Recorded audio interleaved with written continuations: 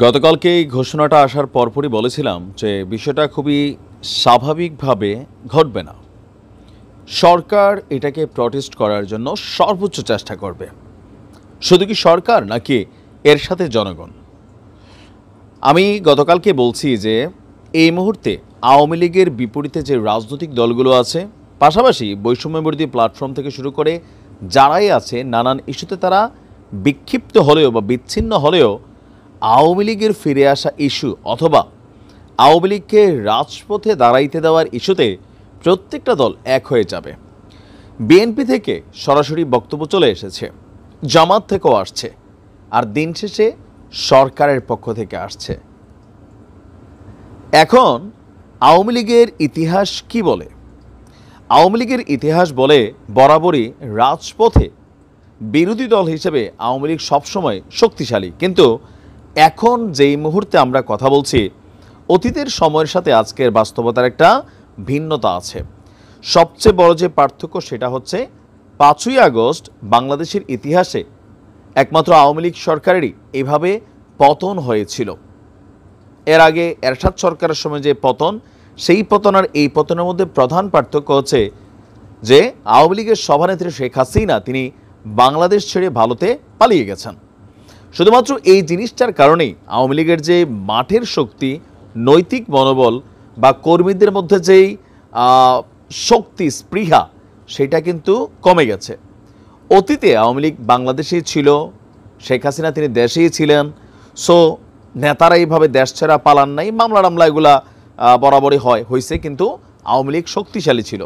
এখন প্রশ্ন হচ্ছে আওয়ামী লীগ ফেব্রুয়ারি নিয়ে যেই কি বলা হয় যে কর্মসূচি ঘোষণা করেছেন, সেই কর্মসূচি কতটুকু পালন করতে পারবেন?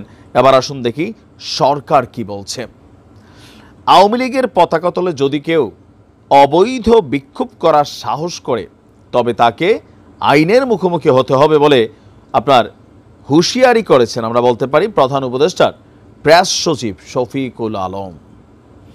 তিনি বলছেন যে আমরা দেশকে সহিংসতার দিকে ঠেলে দেওয়ার কোনো ধরনের প্রচেষ্টাকে সুযোগ দিব না।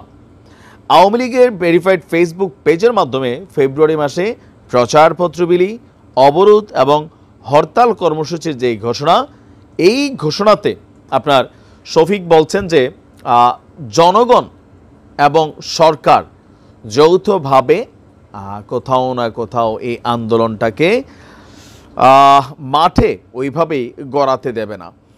আর আওয়ামী লীগকে কোনো ধরনের কর্মসূচি করতে দেওয়া হবে না এই মুহূর্তে, আনটিল আওয়ামী লীগের বিচার হবার আগ পর্যন্ত। তো সমন্বয়কদের মধ্যে কালকে হাসনান দেখছিলাম, সে বলছে যে আওয়ামী লীগকে আসলে এই মুহূর্তে নিষিদ্ধ করে দেওয়া দরকার। কিন্তু নিষিদ্ধ করার যে সিদ্ধান্তটা, এই সিদ্ধান্তটা আসলে কে নিবে? শফিকুল ইসলাম বলছেন, বাংলাদেশের যতদিন আওয়ামী লীগ ক্ষমা না চাচ্ছে, তাদের নেতৃত্বকে ট্রায়ালের মধ্যে আনা হচ্ছে এবং যতক্ষণ না বিচার হচ্ছে, দায়বদ্ধতার মধ্যে আসছে, ততদিন আওয়ামী লীগের কোনো ধরনের প্রতিবাদ কর্মসূচির সুযোগ নেই। তাদেরকে আগে বিচারের সম্মুখীন হতে হবে, আমাদের অবস্থান স্পষ্ট। তিনি বলছেন যে আওয়ামী লীগের মধ্যে এই মুহূর্তে কোনো অনুশোচনা নেই, অনুতপ্ত নেই। সো এই মুহূর্তে এই যে প্রতিবাদটা বা এই যে কর্মসূচিগুলো, এগুলো সরকারকে বেকায়দায় ফেলার জন্য, এর পাশাপাশি যে কোনো ধরনের সহিংসমূলক ঘটনা ঘটার সম্ভাবনা রয়েছে। আর যার কারণে আওয়ামী লীগের এই কর্মসূচি কোনোভাবেই মাঠে নামতে দেবে না সরকারের। পাশাপাশি জনগণকে সাথে নিয়ে কোথাও না কোথাও এই আন্দোলনকে বা এই কর্মসূচিকে প্রতিহত করা হবে। অপরদিকে বিএনপি বলছে যে আওয়ামী লীগ কীভাবে এই কর্মসূচিটা ঘোষণা করলো, এদের মধ্যে কি বিন্দুমাত্র অনুশোচনা নেই বা অনুভূতি নেই যে কিভাবে তাদের পতন হয়েছে? এখন সরকারের যেই শক্ত ভূমিকা,